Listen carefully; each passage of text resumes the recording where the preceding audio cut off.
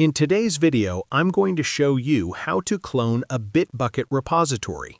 Cloning a repository from Bitbucket allows you to copy all the contents of a remote repository to your local machine. This makes it possible to work on your projects offline and collaborate with your team more efficiently. We'll go through the process step by step to ensure everything is clear so you can confidently clone repository files onto your own device. First, log in to your Bitbucket Cloud account. Once you're logged in, navigate to the repository you want to clone. After opening the repository, look for the Clone button.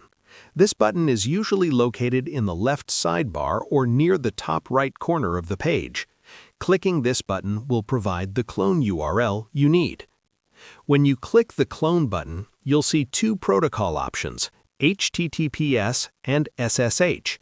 HTTPS is generally easier to set up and is often recommended for beginners or for working with private repositories using an app password.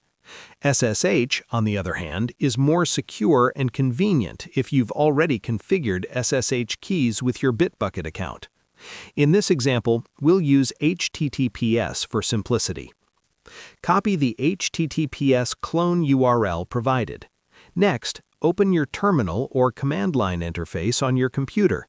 Navigate to the directory where you want to store the project, then type the following command: git clone https://username @bitbucket.org/workspace/repository.git. Make sure to replace username, workspace, and repository with your actual Bitbucket details.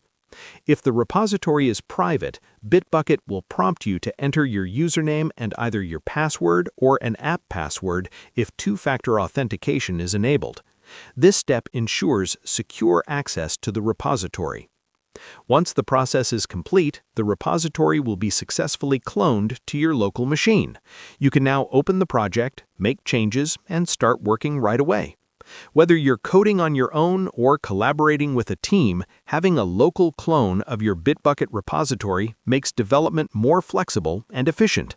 Thanks for watching, and happy coding!